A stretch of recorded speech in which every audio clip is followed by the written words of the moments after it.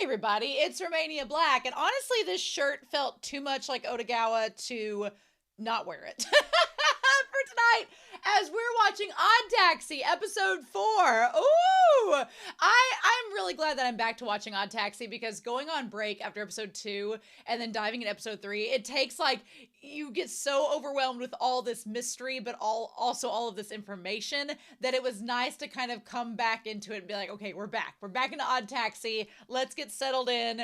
I'm super excited. And what a tangled web we've weaved.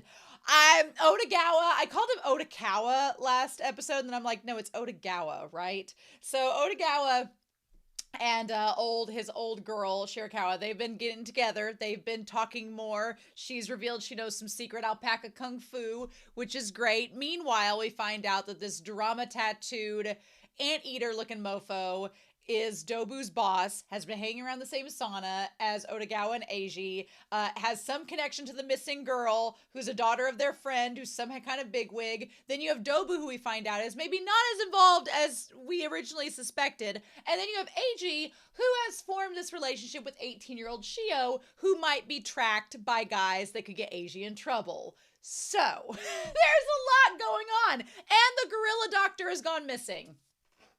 So it's a mystery. What is happening? People in the comments were talking about this coming out like around during COVID when people were like stuck inside and they were like, we were stuck inside, had nothing else to watch. So this helped like the conversations online of what was going on. I can only imagine. I remember when I started the channel, people were like begging me to watch this, but I had so many other things on the channel already. I was like, no, one day. And here we are. So the only comment I have so far from episode 1, which was by HBanana7, said Otagawa, our cab driver, is voiced by Hane Natsuki, most famous for their voice acting as Tanjiro from Demon Slayer.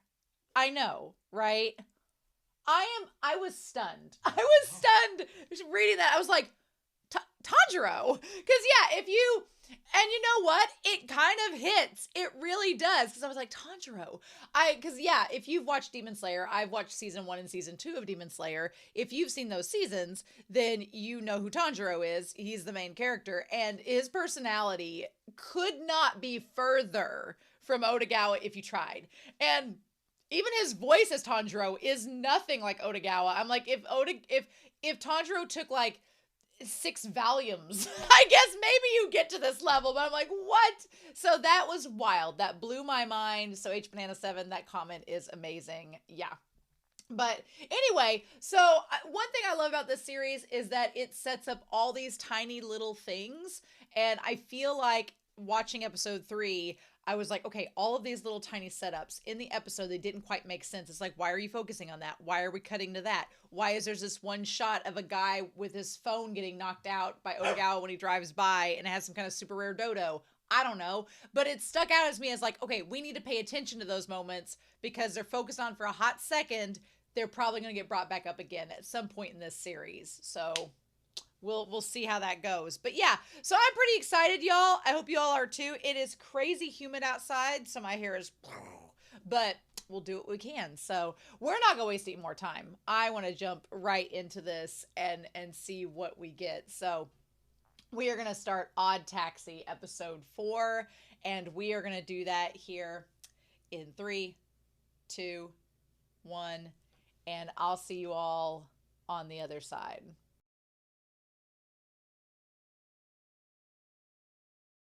Well, well, well. The plot thickens. Oh my god! I didn't bring Whiteboard Kun out for this video because we're going to just talk through it because it's mainly about Tanaka or Tanaka or could be a murderer of Otagawa. No, thank you. I don't like this Shakespearean setup here. I don't like this Shakespearean setup one bit. Nope. Let's not give a character going through possible psychosis a gun. Let's not do that. Why should we do that? Let's not do that. So I didn't bring out Whiteboard Kun. I may regret that decision. The big thing, the two big things about this episode is we talk about Tanaka, because there's a lot. I'm glad we have an entire episode dedicated to giving us his entire backstory, his sudden backstory, and framing him as a very dangerous, very real threat in this story, and deserving of having an entire episode to himself, because I was like, uh-oh, this character could do some harm, because the problem is, unlike Dobu, this character doesn't seem like he has a lot to lose anymore. That's a problem. So, yeah, you have Dobu, who has a reputation, has wants, desires, ambitions, has the reputation of being like the big thug that's dangerous, but at the end of the day, he's dangerous, but in a controlled fashion. Like, he is in control of his constitution and knows what he wants and what he doesn't want, and is able to facilitate and manage himself, right? He's able to put the gun in the ground. Tanaka is not stable at all. His support network is non-existent. He is clearly like on the verge of crisis, and this is a problem because he has literally nothing to lose and everything to gain. So, and he doesn't care. That's the worst part. So I'm like, oh, he's the most dangerous character in this story right now. Tanaka is the most dangerous character and could do the most damage because he doesn't give a shit. Anyway, we're gonna break Tanaka down, right? And I have things that are all like lining up. We talked about in this episode the zeitgeist and the cosmic, way that the universe all comes together. And wow, watching this episode just makes me terrified.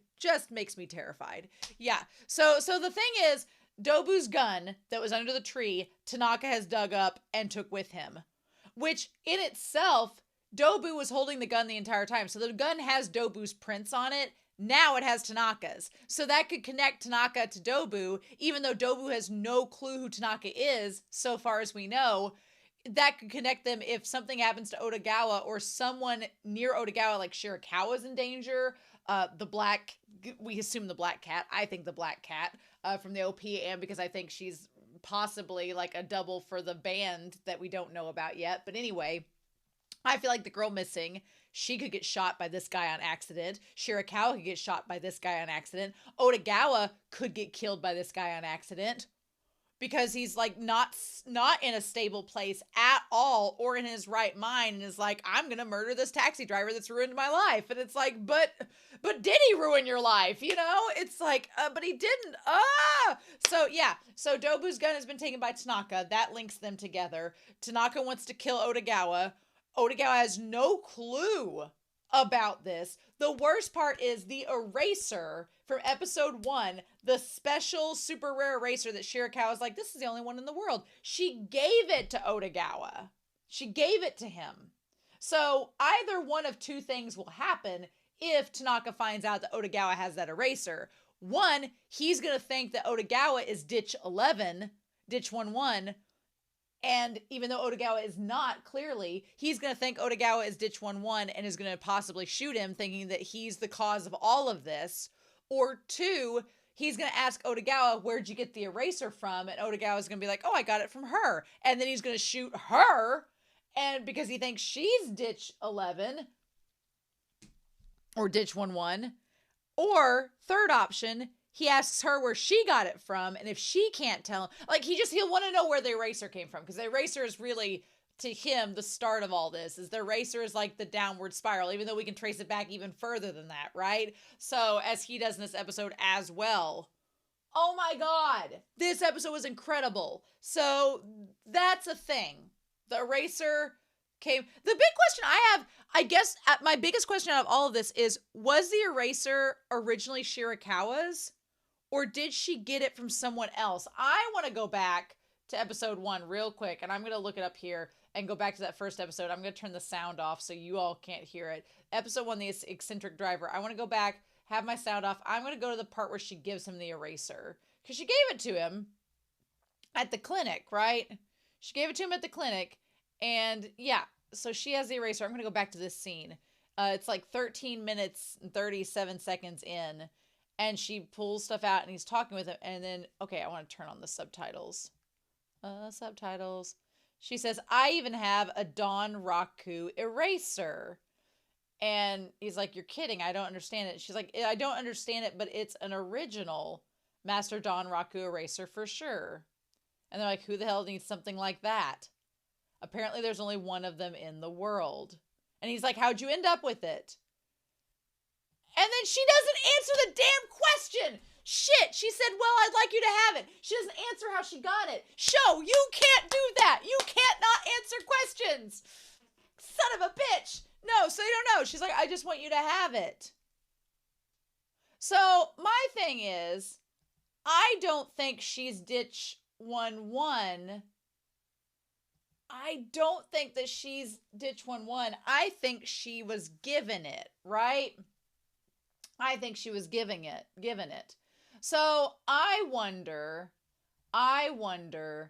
if, I mean, she could be ditched 1-1. She could be, but I don't think she is. Because that was, 16 years ago when all that went down.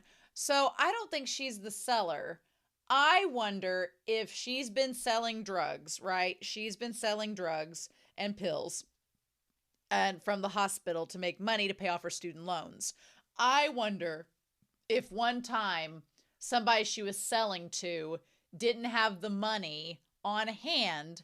And so they were like, hey, I don't got the money right now, but I'll get it to you. And she's like, no, I'm not giving my drugs in. And he gave her the eraser and was like, well, here's some collateral. Here's some compensation. It's worth 100,000 yen. So here you go. And she was just like, whatever, and took it in the moment. But then why'd she give it to Otagawa unless she kind of like thought it was interesting and then saw that he liked those comedians and was like, here you go. The fact that we don't know how she got that eraser, that is my biggest question in this damn series so far, is where did she get the eraser from? Is she ditch 1-1? Who is ditch 1-1? That's what I want to know. Oh my God. So we're going to do USD to yen and have that on standby because that's a thing in here. Also, I thought that the voice actor for Tanaka was the same one as Tsukishima, as Tsukishima as Mahito, all of that. No, it's not. It's Soma Saito. I don't know. Sometimes Romania is on it. Sometimes Romania gets those voice actors real good. And sometimes I am off a lot. And so no. If you want to know who Soma Saito has also played that's been on my channel, he plays Miyano from Sasaki and Miyano. He also plays Chigiri from Blue Lock. So that's a fun time. He plays Tanaka in Odd Taxi. Has he been in anything else that apparently he's been in JoJo's Bizarre Adventure. He was Lau in Banana Fish, so that's a fun time. Has he been in anything else that I would have watched? I'm looking through here, but I'm not seeing anything that he was Mukai in Ace of the Diamond, so that's exciting. Other than that, no, he started voice acting in 2011, which is great. But he's not been anything else that I have watched really. So, oh my God. So yeah. Hasn't he also been in Moriarty the Patriot? I feel like he's been in Moriarty the Patriot. Hasn't he been? He's damn Moriarty. I was like, I think he's Moriarty, but yeah, he's Moriarty in Moriarty the Patriot. Mm-hmm. He's also Tadashi in Haikyuu. So there you go. But yeah, of course, he's Moriarty. Tanaka's character is interesting. The fact that he's played Moriarty makes me even more nervous about his character, if I'm being honest. So yeah. So we get his whole backstory in this whole episode, which I feel like it's important to give his entire backstory because I feel, is going to be the linchpin character. He's going to be one of these characters, I feel, that is going to show up in the climax where things are getting really shitty and he's going to make things much worse. And that scares me because he's the most unstable character in this series so far, or the most visibly unstable, and that worries me a lot. So 4 years ago is where this initially starts out. And he's like, at that time, I had started working for a game company, right? So he started working for the game company 4 years ago and saying there's a broad demand for a combination of intuitive puzzle games. And then they're talking about, I was playing several free-to-play games at the time. And he's like, I don't like modern games. And so they talk about, like, he's just working for a gaming company and they're trying to develop a game there. He said games are supposed to be an escape from reality. Which he's, not happy with his life. He comes from kind of not a great upbringing, which we'll talk about. And then I think one of the starkest things that stands out the most to me is he started out the job 4 years ago and his desk is clean, everything's in order, but it very quickly, when we cut to 4 years later, there's just trash everywhere. He's a slob. His like physical, personal hygiene and everything's gone downhill. He's exhibiting a lot of signs. We're going to talk about that, of things not being great. And so he talks about in their games are supposed to be an escape from reality. Having friends gives you an advantage, and having money and time gives you an advantage. It's no different than reality. So we cut back to even further, going back to third grade Tanaka, which was 12 years prior to that. So third grade, you're what, 8 years old? So 8 years old, and then you cut to 16 years later. So 18, so he's 24. We're going to say he's 24 years old, okay? So he talks about being a student, and we have the idea of, they say there's a new Gundam. Eraser collecting was briefly a fad in my class. And it was due to our homeroom teacher being fussy about the wealth gap. Which, a lot of this episode and a lot of this series is kind of the idea of no good deed goes unpunished. Because I get what the teacher's doing. I get that the teacher, what they were trying to do was make things more equitable in the class by saying like, hey, it's kind of like when schools have uniform policies. Since I know in the 90s when I was growing up, a lot of high schools had uniform codes. Some still do.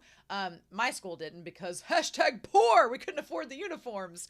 But a lot of schools, north of us that were more wealthy were doing like uniforms because it was a way to get to where students wouldn't be judged by not having brand name clothes because, kids are smart. Kids are smarter than a lot of adults give them credit for. And if you didn't have the name brand clothes, or if your clothes clearly look like they came from a certain place, then it would be known like, your wealth or lack thereof. I think now the modern equivalent is a lot of my coworkers, they have kids, and is when the Stanley Cup craze was a big thing, which I don't use thermoses that much, so I don't have a Stanley, nor do I desire to have one. But my coworker said her daughter was like in like 5th grade and had to have a Stanley, and I was like, why? And it was a status symbol. And we live, at least in the United States, in a very materialistic driven world. Like social media has made materialism really rampant and like overconsumption, and it's just a bunch of garbage, right? I mean, growing up, I think the only fad that I got into in grade school was that everybody in my grade school class, we were all into basketball. Basketball was huge in the 90s. Think Space Jam, huge. And we were from Illinois, so the Chicago Bulls, Michael Jordan, was the end-all be-all. If you were not a Chicago Bulls fan and you lived in Illinois, what were you even doing? So in grade school, we all had big, giant puffer jackets, and your puffer jackets were like a team. Like one of my friends had like Magic's jacket, and one of my friends had like, they were either football or basketball. It was one of the two, but as long as you had a football or basketball jacket, like one of my friends had a big Packers jacket, one had a Dallas Cowboys jacket. I had a Chicago Bulls jacket because I had to have a Chicago Bulls jacket as a kid, and that was my status symbol. My parents were like, okay, and they saved up money and got it for me for Christmas one year, and that was I wore that jacket like every day until it was like worn out. But yeah, that was the thing at the time. But apparently this teacher was trying to keep that from happening. All the possessions were standardized and they weren't to deviate from the average. But as Tanaka points out, there was a loophole, and one was stationary. So everybody's erasers became a way to collect and determine your status, right? I wondered if the horse that was in this scene was like the comedian horse, because we don't see him in this episode. I don't know. Who had the most erasers or the rarest erasers, and that would determine the class hierarchy. But one thing I love about Tanaka's story is that he keeps on being repetitive. There's a pattern to what he says. Like he says, that's an exaggeration. Actually, it's a lie. So he's like telling us something to the audience, but then he immediately reveals himself to be an unreliable narrator. And I'm like, but then what do we do with that? So he says like, no, actually, the erasers was not determining your class status. I would like to it have been that way, but it wasn't. The fact of the matter is, as you might expect, athletic kids, smart kids, strong fighters, attractive kids, artistic kids, and funny kids sorted themselves to the top. So it's one of those things where it's kind of, whenever Tanaka talks about, the idea of it may have gone back further than just 16 years ago when all this happened to create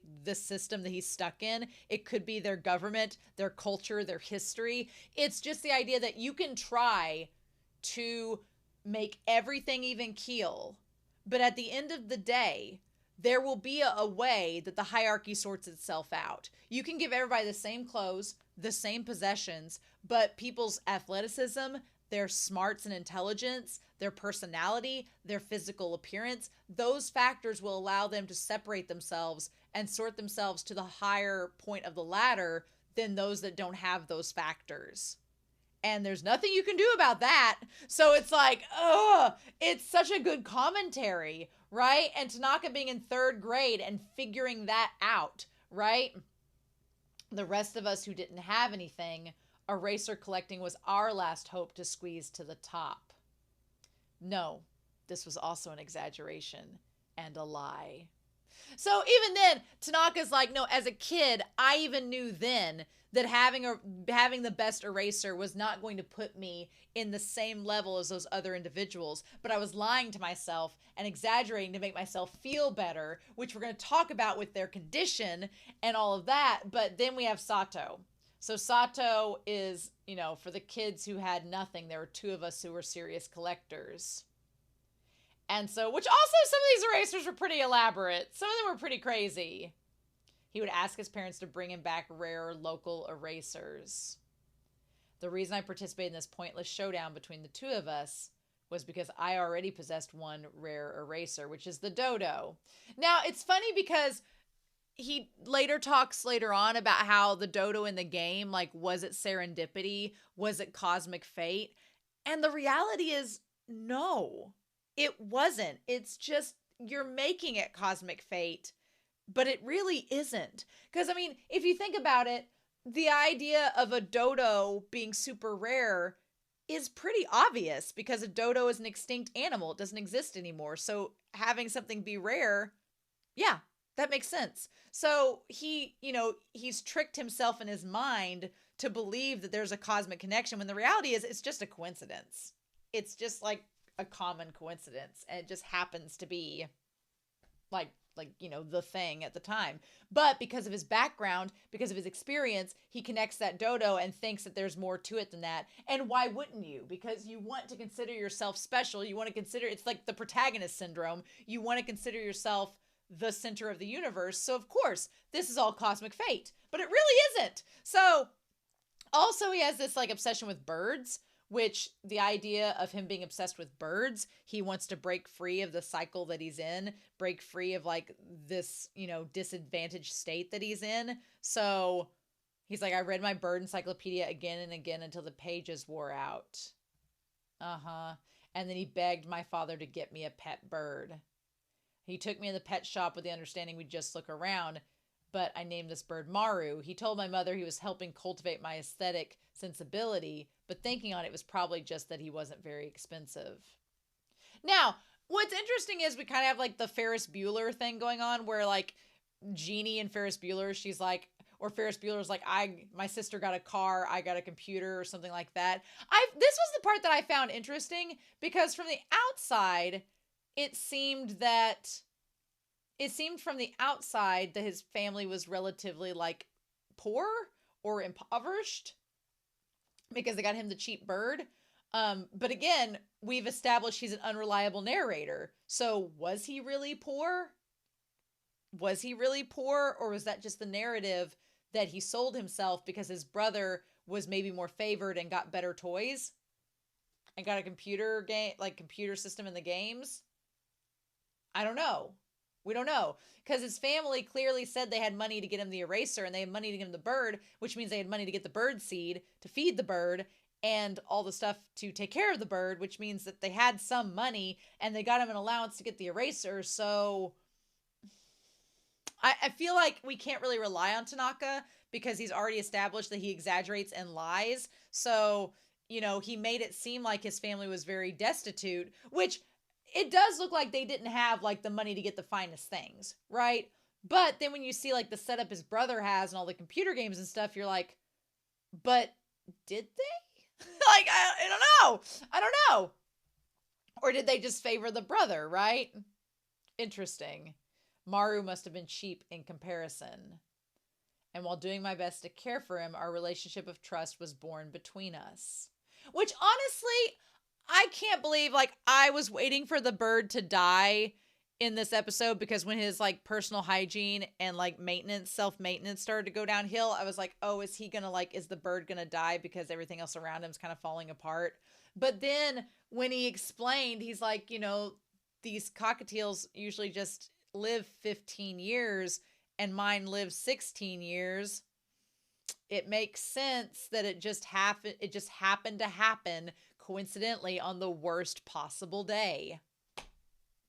And that's just insane, right? It's one of those things where when things start adding up and going awry, you're like, but why is this happening now? And it's just bad luck and just the timing of everything. It literally is that. And it's awful. What can you do? But he and the bird had this relationship. So back to his story. The erasers I could afford on my allowance were not comparing to the ones that his students fawned over. And so I found it incredibly frustrating. And so, he has this naturally competitive nature. Tanaka has a naturally competitive streak inside of him, but he doesn't have anything that makes him exceptional compared to everyone else. So he tries to like pass off regular erasers and the bread, which is funny. And he's like, every day I tasted defeat. But then I love the way that you see this because I had this like in my class, we had like a computer lab growing up. So we would have saw this as well. So this eraser is from 16 years ago.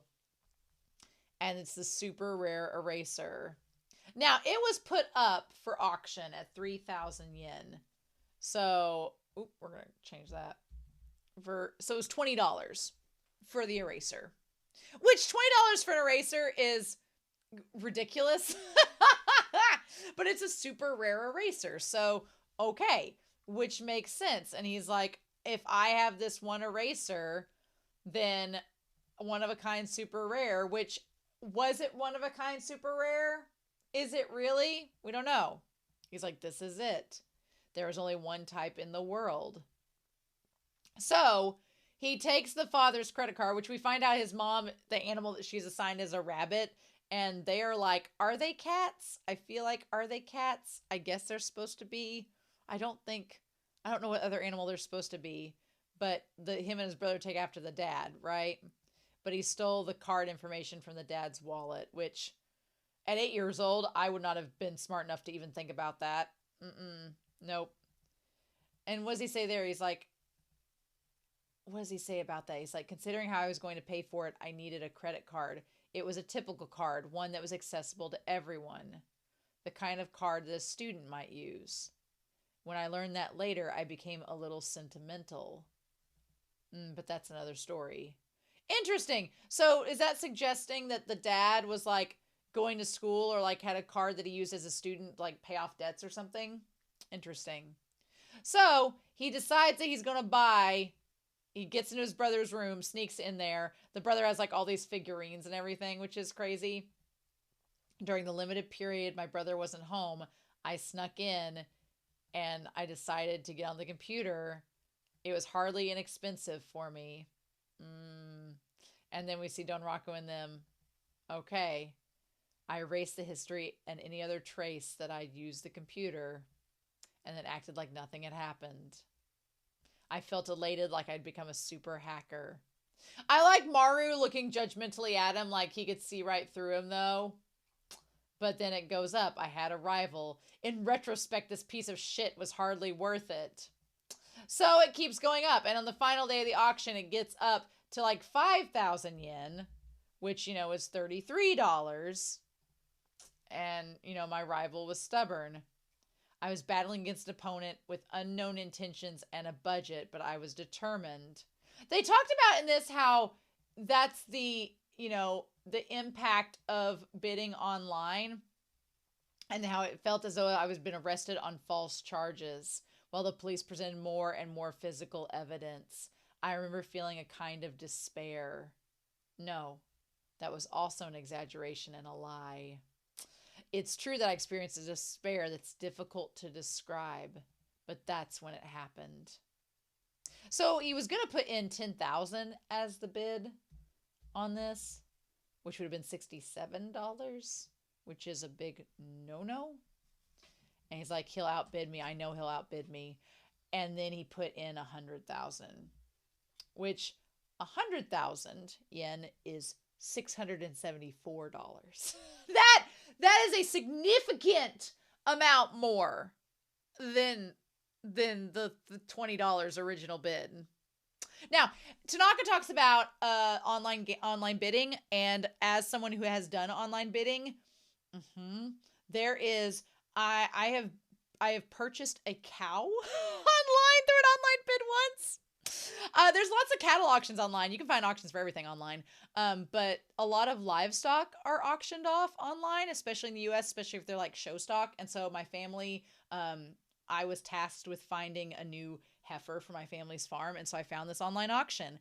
And yeah, they do it. They call it horse race style bidding, where you can place bids up to a certain point, like 6:00 at night on the day that the auction ends. And then they'll do every 5 minutes, they'll have last minute bidding, and people can put in their last minute bids, and the clock will run down until 5 minutes is over.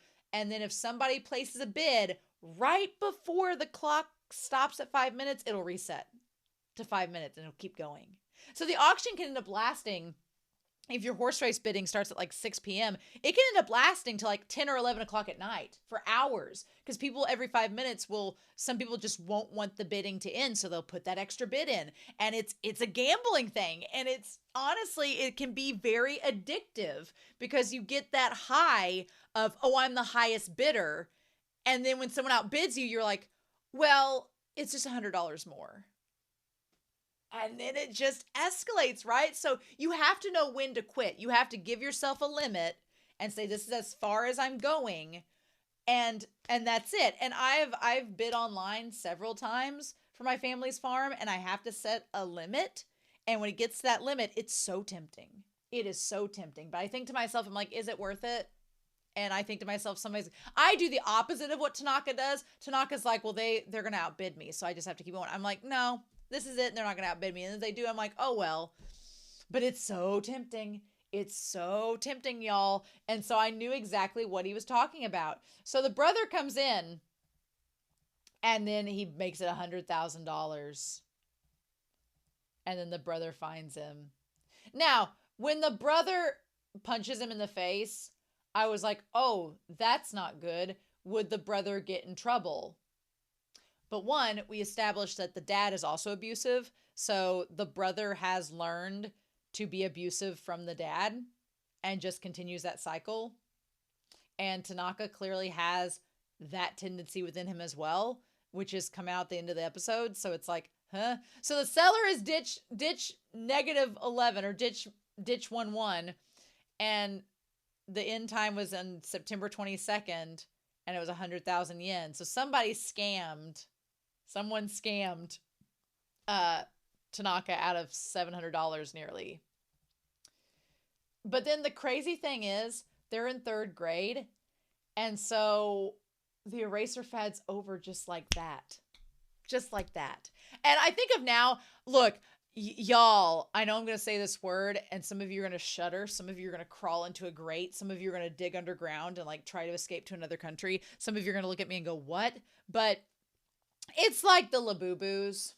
I cannot stand. I think of Aladdin whenever Jafar is like, it's time we find Prince Abubu. I want to say, like, it's time we get rid of these Labubus. Like, that's what I cannot stand them. They are ugly. They are ugly. They are ugly. They're not Furby cute. They are not Beanie Baby cute. Like, Furbies are creepy, but they're like Gremlin creepy. They're like so creepy, they're kind of cute.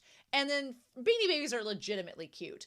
These things are just ugly. They're just ugly. I'm sorry if you own a Labubu or Lafufu or whatever. Hats off to you, but I just don't get it. I'm like, no. And I like lots of things. Like the worm for Labyrinth, that's cute to me. I love that. The Hello Kitty Sanrio characters, those are cute to me. The Pokemon, those are cute to me. But the Labubus, no. I just can't get into it. But they're a fad. They're a craze. It's like the erasers in this episode. You're going to compete to see who has the most rare Labubu or rare item. It's going to be a hot thing for half a year. And then everybody's going to move on to something else. And then you've spent all this money on something that's worth nothing now. Because I was around during the Beanie Baby craze. Trust and believe. I had a whole case of Beanie Babies. You know where they are? They're out in storage. Doing nothing. Being worthless. I tried to give them to my dogs as toys, but they like chewed them up. And I was like, never mind. So yeah, they're just useless. But at the time, everybody was like, oh, I'm going to invest in this. Stuff like that is like supply and demand. And as long as somebody wants it and will pay the money for it, then it has value. But the moment that nobody wants it anymore, it will be without value. So it just kind of depends, right? So Tanaka talks about in Japan, a group of citizens once staged a revolution. In this classroom, our teachers' efforts to prevent the wealth gap from widening. And then we have on the board here, like, what is the tenant farm uprising in the Edo period? So he's talking about this uprising as his teacher is teaching it, which is hilarious to me. And said that it produced a twisted backlash in exactly one student. It wasn't an organized movement like an uprising or a rebellion. It was a revolution brought on by just one student, and I called it Tanaka's revolution. So I returned home and messaged the seller regarding the shipping address for the eraser. And all that remained was to wait until my original eraser decided to arrive. So another thing with this as well is, what if the eraser was sent to the wrong house on accident? What if Ditch 1-1 sent the eraser to another house and it ended up with Shirakawa? Who knows? Maybe Shirakawa carried it around and gave it to Otagawa just as a gift, being like, hey, you might like this. I've had this for a while. I don't know. I don't think Shirakawa is Ditch 1-1, but I don't know. So yeah, then all this time passed and the original eraser did not arrive. And there were no refunds, no returns. There were plenty of things that I could have done, but at the time, I was bound by those and I had no options. And I'd consented to bidding on the eraser. I had no right to demand compensation. And they'd lost interest and moved on. Third-year students grow up fast. That hard cut from the line, third-year students grow up fast, to him getting kicked into the hallway as he's been beaten, was pretty powerful. So, yeah, would I have probably gotten whipped if I had done that as a kid? Yes, I would have. Definitely would have got spanked. Probably whipped with a belt if I'd done that. I have no doubt in my mind. Yeah. So the scene where he gets abused by his dad is very relatable, and it sucks. And the thing that sucks the most about it is how nonchalant it is, and how nonchalant Tanaka is about it. That he's just like, yeah, that happened.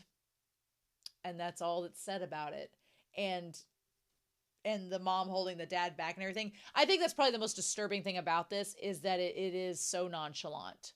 When my dad received the credit card statement, he beat me to a pulp. And as he was beating me, I wondered whose fault this was. Was it my teacher? Was it my classmates? Was it Sato, my brother, my father? Was it the seller, the bidder, me, my country, history, civilization, the government? They also made Donald Trump into a nasty dog, which kudos. But yeah, was it their fault or God? I like God as a fox. I love that. No matter how I looked at it, it was clearly my fault. And so honestly, yeah, you can blame a lot of different things, which we'll talk about compulsive gambling, because that is definitely what Tanaka suffers from, is a compulsive gambling disorder. But Yeah, he is the one that made the bid at the end of the day. And if there was a loser in this situation, it was me. Mm. And so Tanaka's revolution ended. But honestly, did he deserve to get beaten to a pulp as a third grader, as an 8-year-old? No, God, no. That's what makes this so heartbreaking, is not only the fact that Tanaka had the realization as a kid of blaming himself, but was completely normalized to the idea that he could get abused so badly, and that was just that. I mean, environmental factors and molding you, insane. So he says, returning to the previous topic, since then I've come to despise anything without a real form, as well as competing with others. So anything that's not tangible. So he's materialistic. He has to have something that's materialistic, and he competes with others. So we go back to 4 years ago. And so we see like the one, she's like, oh, good night, and says to him. And then he says, games are meant to be played alone. All alone battling against the developer. But then, 4 years ago, he encountered Zuden. Gather and raise animals in the zoological garden, which we know the one comedian for the Homo sapiens was playing that as well, right? You raise unique animals and you put them in exhibits. And as a zoo director, you compete for ranks on a worldwide scale. And so he's like, I had plenty of fun playing as much as I could for free. And I think of collecting erasers back then and how that became the basis for it. So when he starts playing, everything's fine until he started playing the Zuden game. And the Zuden game is the one that involves gambling. It's essentially like gambling. It's a gotcha game. It's like the Labubus are blind bags. So it's essentially you level up. There's a competitive aspect to it, which kind of feeds into Tanaka's competitive nature, that it just feeds into like you can rank up, you can do this, you can play for free for a while, but then at some point you're going to have to spend money if you want to get to a higher level. And everything in his house starts out clean. Like he just has tissues and a cup of coffee on the table and that's it. But I was happy when I gained guests. And when I acquired a rare animal, my brain tingled dangerously. So we see him put the headphones in where he doesn't hear anybody anymore. So he's isolating and cutting himself off, right? And there was a character I was determined to acquire. The dodo. And it says, not yet acquired. A now extinct species of bird that once lived on Mauritius Island off of Madagascar. Due to its underdeveloped wings, it cannot fly.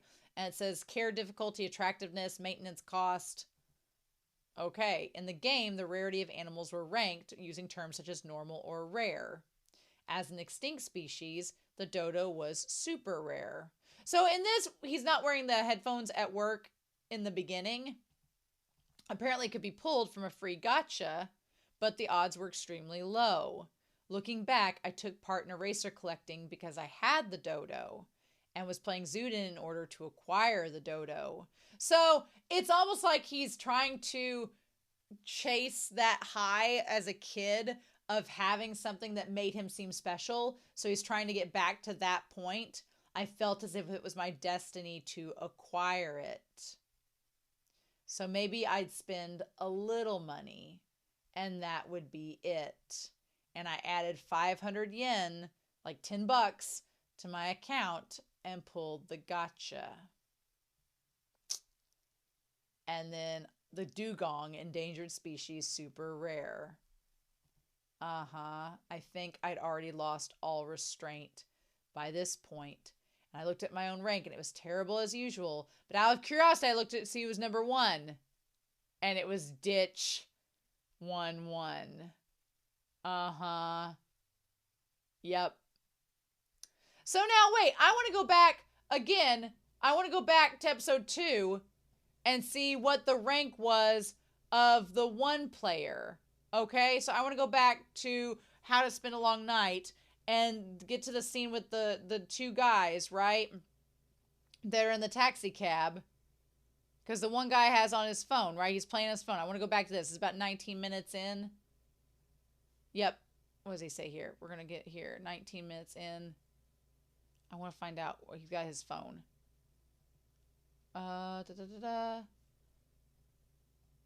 Okay, I want to see him pull up on his phone. Does he have it? Okay. I want to find the scene where he pulls it up on his phone, like what his rank is. I want to see. Yes, okay. Yeah, here we go. He's like, it's for to rank up. I want to see, like, where is his. It's extremely addicting. It's an extremely addicting game. Okay, Zuden. It's a mobile game. Okay, so there's his ID number. Is his rank like 56? He's like, you named your account. Okay. Okay. Baba. Okay, yep. Okay, so it's not he's not Ditch 11. So I wondered if the comedian was Ditch 11. He is not. But yeah.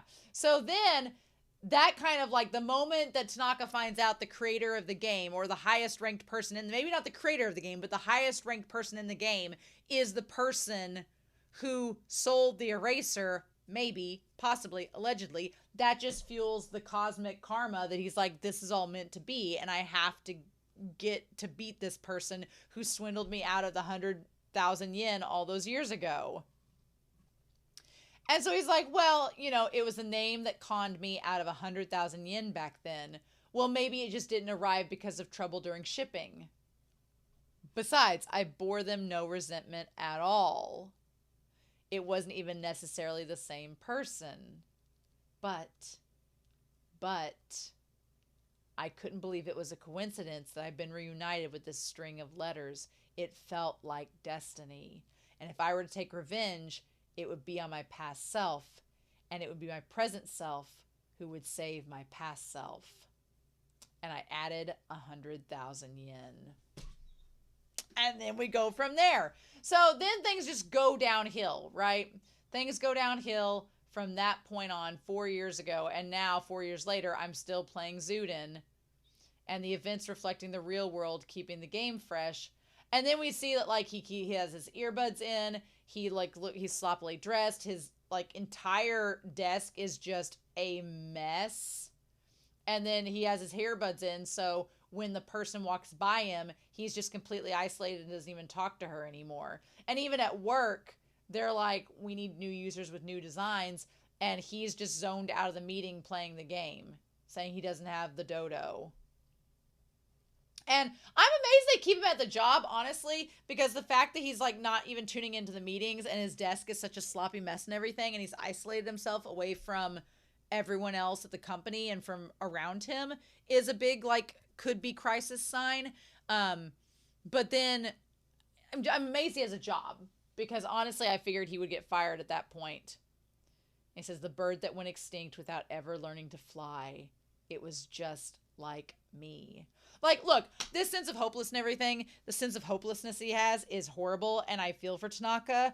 I literally just got done, I was telling the moderators 2 days ago, we had a training of mental health first aid, is what it's called. But I work at a school, so we talk to a lot of students, and one thing that we want to do is, I wanted to learn about this because I've had students in crisis before, and you want to be able to talk to them and be encouraging, but also de-escalate if they're having a panic attack, or if they're, you know, I've had students that have had negative thoughts and they need to speak to a counselor and they need to seek help.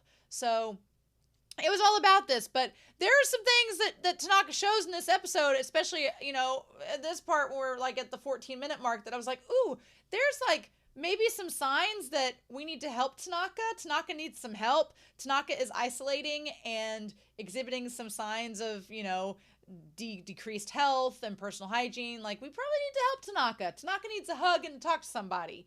And that's not happening, which is not good. Because he says, if I died here without achieving anything, I wouldn't even be rare. That's a red flag. That's not good. Nope, we shouldn't be talking about those things. So then it says, they're like buying and selling your accounts. I guess it's kind of like, I think of Pokemon. Like, one of the Pokemon games is Sword and Shield. It's one where you can trade, like, globally. It's the last one I've played. But you could, like, sell and trade Pokemon with others depending on how rare they were, if you had what they were wanting. It wasn't for actual accounts, but it was, you know, there are intermediaries who buy and sell entire accounts. My triple-digit ranked account that I've spent 5 million yen on. How much money has he spent on this account? He spent $33,000 on this game. He has spent $33,000 in 4 years on this game. So I'm going to do quick math with y'all. $33,702 divided by 4 years. He's spent about $8,400 a year on this game. That's not healthy, nor is it good. Nope, not good at all. And so he spent all this money on everything. He's like, it would probably only sell for a few $100,000. But if I could get the dodo, it would go for a lot of money. Yeah, and he starts to like choke on his food, and even the guy behind him is like, dude, what the heck? An account with a dodo could be mine for several tens of thousands of yen. But that's not it. It's not the same. What is it about then, I ask myself? Is it the romance? Is it the catharsis? Is it the release from oppression? And we see like him stripped of his clothing with the wings, the need for social recognition, the desire to feel superior to one's peers. The truth is, no, I already know. It's simpler than that. It's a sickness. And then he just tells somebody to shut up, and the guy's like, dude, nobody was talking. What are you doing? It began spending tens of thousands of yen on the game like it was nothing at all. I was completely numb. Everything I did was to get my hands on the dodo, to get revenge on the boy I was 16 years ago and save him, and to get closer to Ditch 1-1, who continues to reign from the number 1 spot. And so then that's when he actually gets the dodo and has his moment. Like, this is a lesson to all of us. If you're ever in this situation, just save the damn bird. Don't hold your phone up and stand there. I get why he did it in the moment, because he'd spent, all that time. And then that's when Otagawa, like, caused him to drop the phone. And not only drop the phone and crack it, but then have it fall in the side ditch in the water. And him, like, the way he acts erratically trying to get the game to load back up, and the dodo didn't save. So at this point, 17 minutes in, he's like, I couldn't think. I didn't remember walking home. There's trash everywhere in his house. There's just bottles, everything. And then he looks up, fate is cruel, and God had taken something else from me. And Maru had died. And then the blue flame inside him comes to life.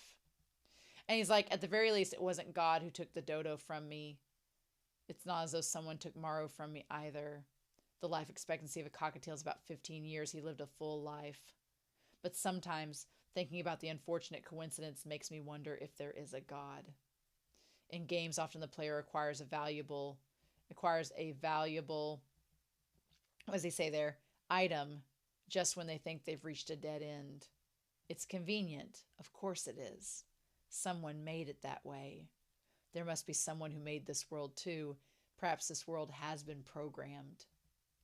And God, it's you. So he gets the gun out of sheer coincidence, which honestly, what are the odds that tree, he picked that tree to bury the bird in, that tree, and that tree is the one that had the gun. I believe there's a higher power. That's my own personal belief, but I'm like, but also it's like free will is so involved in it. So even though it's like your actions and everything around you lead to this moment, and I very much love nonlinear history too, because I'm a big proponent of this belief that we think that our actions have consequences. But the thing is, our world is so insanely, like, we cannot fathom how complicated it is. Our brains can't process how complex it is. So we cannot fathom, our brains cannot process how many actions lead to certain things happening, that our lives intersect with others. So like Dobu's actions and Tanaka's actions, they're on 2 different wavelengths, but they cross just by proximity and just sheer luck and coincidence that their lives cross. It's crazy. And maybe you believe that a divine power is also involved in that happening. That's up to you to believe, but I believe it to an extent, but it's so complex. It's crazy. So at this point, Tanaka has a gun.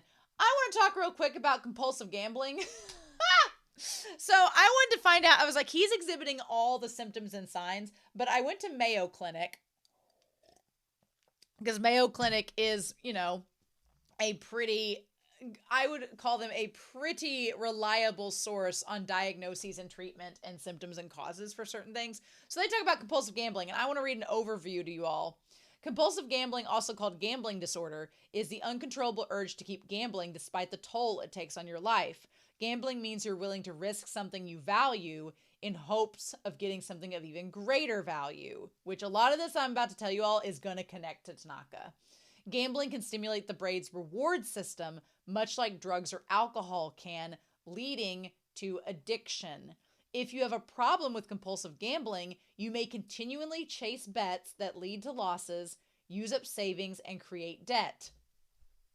You may hide your behavior and even turn to theft or fraud to support your addiction. Now, we haven't seen theft or fraud out of Tanaka yet, but just wait, it may come.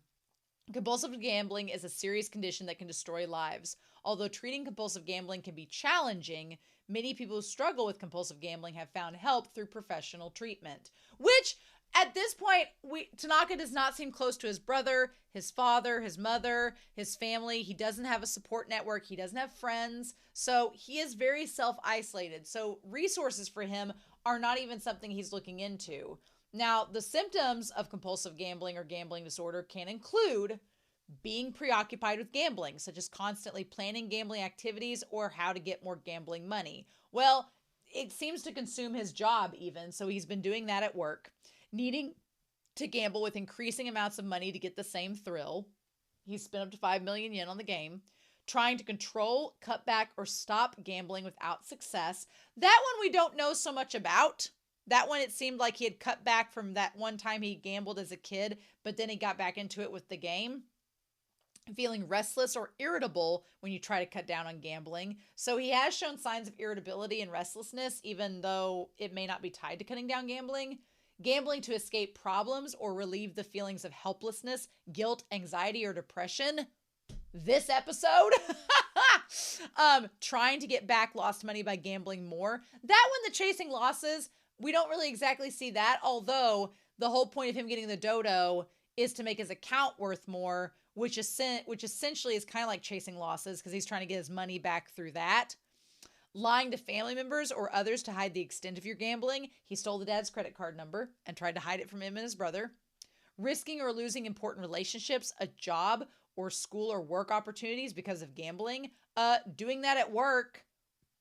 Doing that with the dad's credit card. Asking others to bail you out of financial trouble because you gambled away money. That one we did not experience with him yet. So that was not a thing at the moment.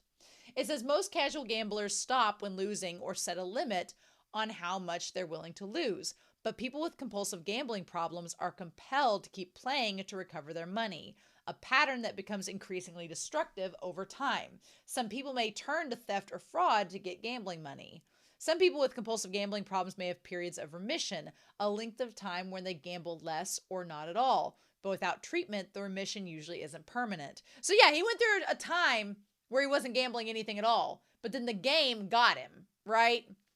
And the thrill of it and the prospect of getting the dodo, right? So I went down here to look at causes and risk factors. It says causes. What exactly causes someone to gamble compulsively isn't well understood, but like many problems, compulsive gambling may result from a combination of biological, genetic, and environmental factors, which we don't know if his dad and brothers suffered from any kind of gambling either, but this seems to be something that's biological because it seems like from a young age, he describes kind of the addiction of it, and it could have been an innate presence in his DNA that led to this addiction. So it says, although most people who play cards or wager never develop a gambling problem, certain factors are more often associated with compulsive gambling. Mental health issues. People who gamble compulsively often have substance misuse problems, personality disorders, depression, or anxiety. I think depression or anxiety could go with Tanaka. Compulsive gambling may also be associated with bipolar disorder, obsessive compulsive disorder, or attention deficit hyperactivity disorder. Age. This one got me. When I read it, I was like, oh, compulsive gambling is more common in younger and middle-aged people. Gambling during childhood or the teenage years increases your risk for compulsive gambling. So I was like, yeah, him doing it as a kid set the stage, right? Sex. compulsive gambling is more common in men than women. Women who gamble typically start later in life and can become more addicted more quickly. But gambling patterns among men and women have become increasingly similar. So yeah, so him being male increased as well. If your family members or friends have a gambling problem, chances are greater that you will too. One reason I don't gambling is because I'm addicted to caffeine. That's my vice. That's my go-to. But I have family that do have addiction problems, and I am aware of that. And so growing up, I'm like, ooh, I'm one of those, like, I want to break the cycle sort of things. So I'm like, I am not going to gamble because I know how I could end up. I could end up like Tanaka because I know how that could go. And I've seen my friends and I, we took a vacation back in June of this year to Las Vegas for a week. And my two friends gambled for like 30 minutes. They spent like $20 and gambled just to say that they did it in Vegas. We were there for other reasons than gambling, but I did not. And because of that, but I would walk by and see people on the slot machines with like hundreds of dollars queued up. And I was like, you're not getting that back. Like, you've just wasted all that money. And it was just like, but you could see how easy it was to happen and how easy it would be to fall down the rabbit hole. And I was like, ooh, that's dangerous. So yeah, medication. This one was interesting. It said medication used to treat Parkinson's and restless leg syndrome. They're dopamine agonists, and they have a rare side effect that can result in compulsive behaviors like gambling.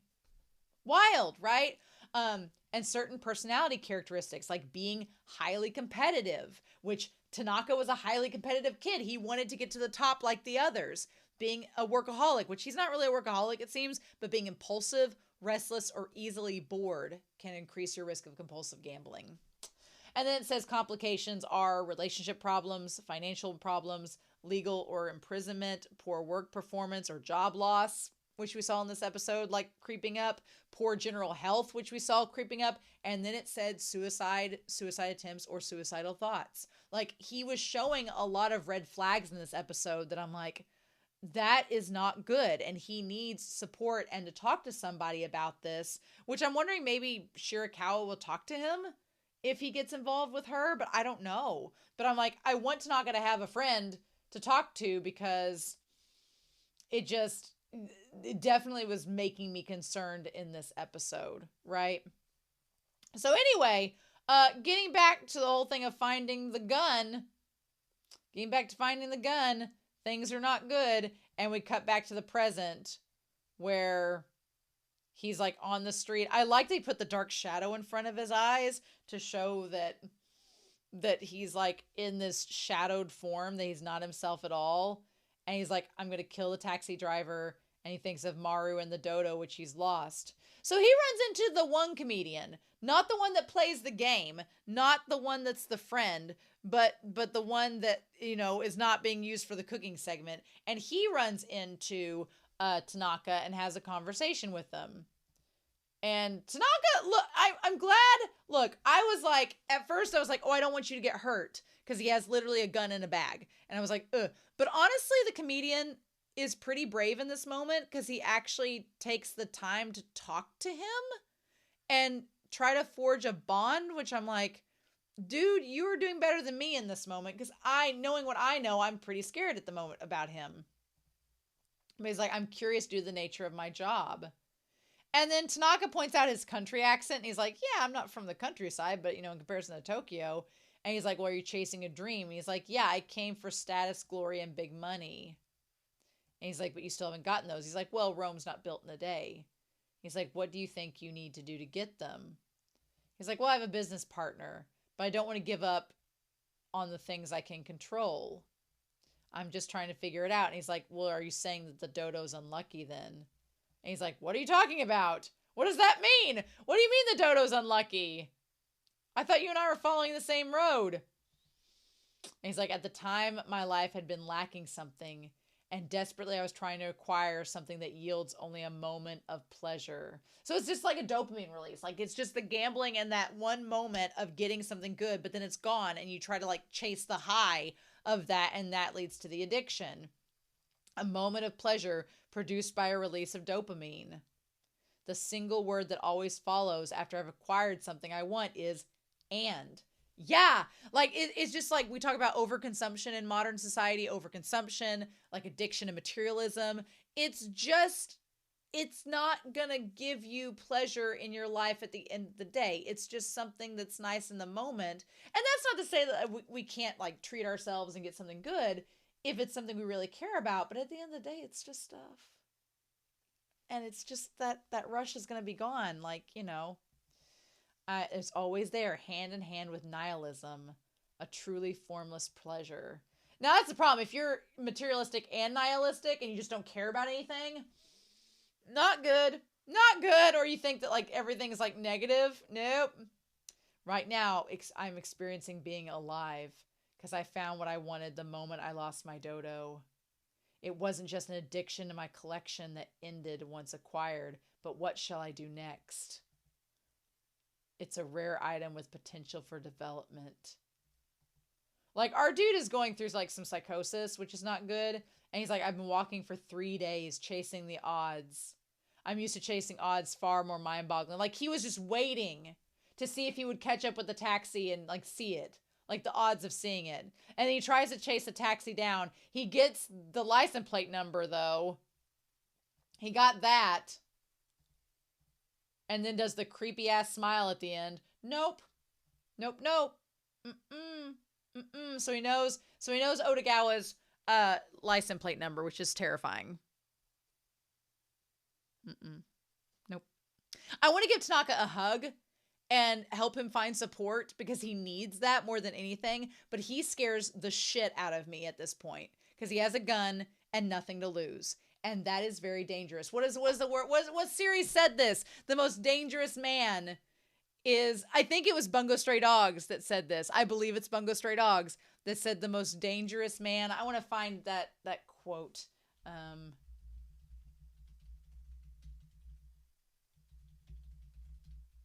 What is that phrase?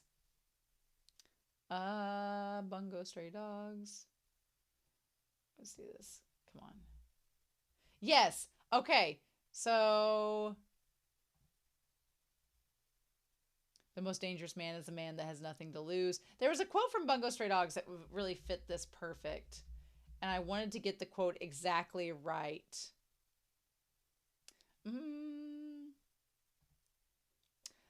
Stupid AI is trying to tell me things, and that's not what I want to hear. But basically, it's along the lines of, it's talking about a character in Bungo Stray Dogs, and it's basically saying that the most dangerous man is an average man with nothing to lose. Is essentially it. Yeah, the most dangerous man is a mediocre one with nothing to lose.